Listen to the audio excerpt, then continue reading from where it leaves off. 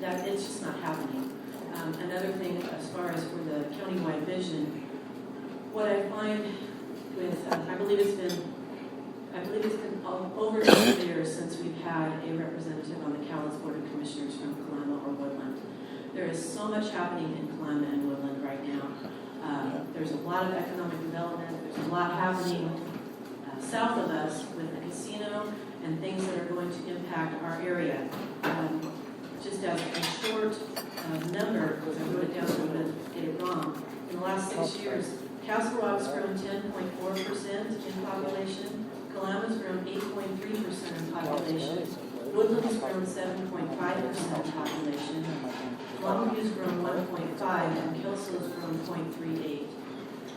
We've been doing a good job in Woodland, and I really like the opportunity to expand that vision further to the north.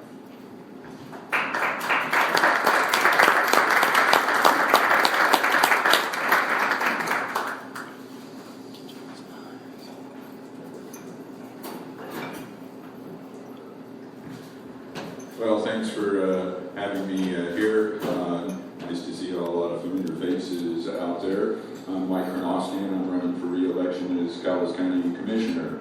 I spent 37 years working for Weyerhaeuser, so I have a broad background in the private sector. The last 6 years I've been Cowles County Commissioner, and I'm running because I want to continue to focus on the two key things for Cowles County. That's economic development and improving quality of place. And if you look at that from a broader prospect, I've spent a lot of time in those areas, but I also wanted to focus on the activity that I supported in Woodland. The first, one of the first questions I got for working on the economic development issue from Walton's Meats, they had an issue with fire suppression, and so that was one of the first things I worked on. But I've continued to work on a variety of activities in Woodland area. I've worked with Benno on a fire suppression issue for his warehouses. Also presently working with Benno and one of his partners on a development of a housing development. I was part of the team that recruited the grain elevator company that will go hopefully at the Port of Woodland as they work on that. I worked on the detailed issue about the explosives warehouse they have there. So I'm familiar with activities in Woodland from an economic development standpoint. I also spend a lot of time supporting Woodland from a quality of place standpoint. I support the Scott Hill Park. I'm a friend of the library. I've been down for Friend of the Library activities. I've, for the last 5 years, supported the Hot Summer Nights Music Festival. I've been at a variety of chamber things, and you've seen me support the chamber activities from taking the banner on the parade the last few years to being at the after-hours business. So there's really a lot going on in Woodland, and I will continue to support Woodland. Woodland's an important part of the county, and I think sometimes it may feel like an orphan, but I'm familiar with what goes on in Woodland. I'm familiar with what goes on in Kalama. I also meet with Woodland officials on a regular basis. Michael Green, Jennifer Keene. It's a little bit more difficult to meet with Will now because we were meeting on a monthly basis, but with Will's schedule it is more difficult. I participate in the Woodland Quality Coalition. I've been in a variety of meetings down here. And in addition to that, maybe most important, I make sure that Woodland has a place at the table. When I have the opportunity, I make sure that Woodland does have a representative. I've appointed Ben Thomas to be on the Planning Commission. Jennifer Keene is on the Parks and Recreation Commission. In the last 6 years, I've made sure that Woodland got their fair share of rural economic development funds. The commissioners have provided over $500,000 to the Port of Woodland and the City of Woodland in rural economic development funds. The last year, we made sure that the Port of Woodland got a CURB, that's Community Economic Revitalization Board grant, and I'm a member of the State Community Economic Revitalization Board. So I want to continue to support Woodland. I'm also familiar with the rest of the county, being a lifelong county resident, and also my brother was a school administrator in Castle Rock for 40 years. So if you look at my background, what I can continue to do to support Woodland from a quality of place and an economic development, and also to support the county as a whole. If you look at the other candidates and you look at their sphere that they're responsible with and what they work on, it's about like that. You look at me and my experience and the sphere I'm responsible with, like this. So clearly, I'm the best candidate, the most experienced, the most qualified, and most competent candidate, and I appreciate your vote. Clearly, he is not the best candidate. He's been here too long, and he gets paid to do all the things that he's doing. What a waste of skin.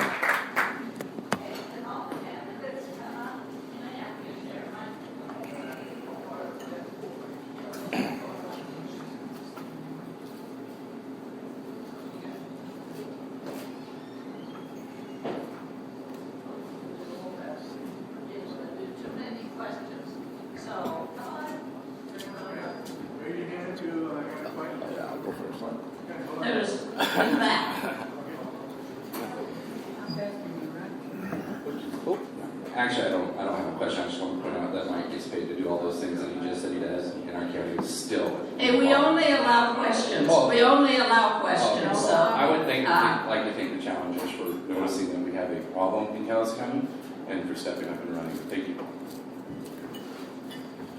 by the way, one of the rules that I forgot to tell you, we only allow questions, not statements.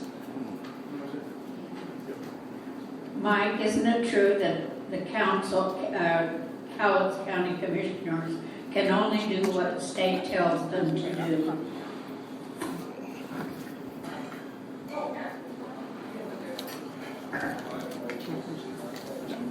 Well, that's true. The state does have limits on what we can do. But that is not true. They have mandates, and they can ignore the mandates, or they can, do the mandates. Variety of opportunities to set policy for the county. So we do follow state and federal regulations where we must, but we also set the policy for the county.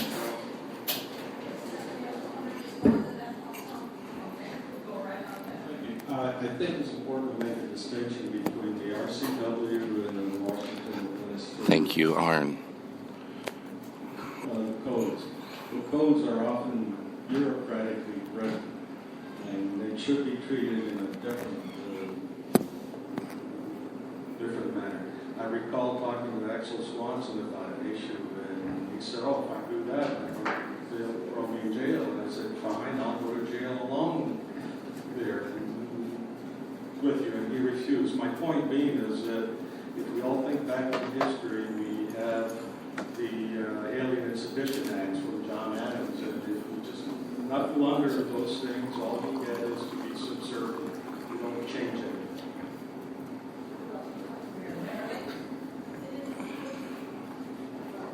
Are we on now? Yes. While we do have to go by what the RCWs are and what the state laws are, as in the county governments and also in the city governments, if we choose to be more restrictive in our rules to protect our citizens, or because that is what our citizens are requesting from us, we can do so. We've done that at Woodland with some of the rules that we have made regarding what is available as far as for retail with marijuana. We did that with zoning for this casino. The chosen action with the marijuana retail at the county level was to just go with the state ordinance. To our south, they chose to restrict the hours and not have them open as late. And I would have chosen that in that same direction. The simple fact of the matter is when incumbents discuss how much money they brought to certain projects, it almost sounds as if they're reaching into their pocket to get that money and pass it out. And the simple fact of the matter is it comes from all of us. Every one of us pay taxes. Working people simply pay to the county to allow the county to collect that money. I think the question was, are you restricted by what the state allows you to do? Are you getting that? This is the Bible that the commissioners can tell you that they got when they were first elected.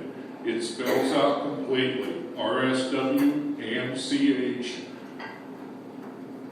their powers, their non-powers, what they do, folks. It's clear, and everybody should obtain one of these from the county and read it for yourself to see what a county commissioner can and can't do. Beyond that, the simple fact of the matter is how hard they work above and beyond their elected scope of office, whether they're going to impact our county or not. Thank you. Thank you. Next question. I'd like to point out that the county commissioners decide basically what goes on the agenda, and as far as state mandated things that come down from the state that are unfunded a lot of the times, they're the ones that decide what goes on the agenda and what doesn't go on the agenda. If it doesn't go on the agenda, the county hasn't moved on it. You haven't broken any of the mandates yet.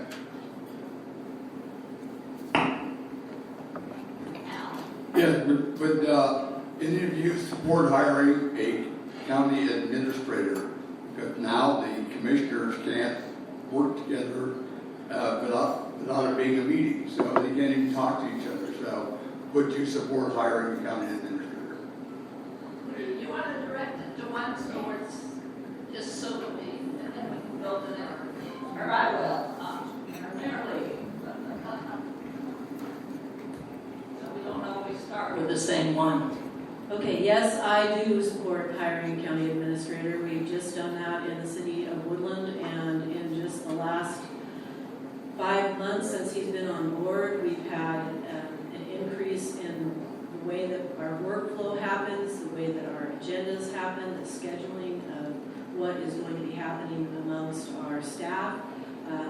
As you said very clearly, Mr. Swindell, we are unable to, with a 3-board board of commissioners, you are unable to have 2 of them meet together unless it is a public meeting. And it would be of great assistance, I believe, not only to the board of commissioners, but also to the department heads and the other electeds to have a touch point. Everyone can go and talk to that administrator, because the only other alternative to that would be going to a 5-member board, which would be much more expensive than hiring a county administrator. I absolutely agree. I believe the county should have an administrator, and I'll hold also up as an additional illustration of the effectiveness of the city manager's position, which would translate directly into the county commission or the county administrator's position. First and foremost, it gives back to the elected officials legislative obligations and duties without being compromised by thinking about the day-to-day operations of the city beyond their efficiencies and improving those. They also handle the employee relationship aspect at the administration level. They work at the behest of course, the elected officials, but those people have the time to research things that are important, such as grants, programs, federal mandates, to direct the activities both legally and on the streets, as far as our department goes and how our different departments run.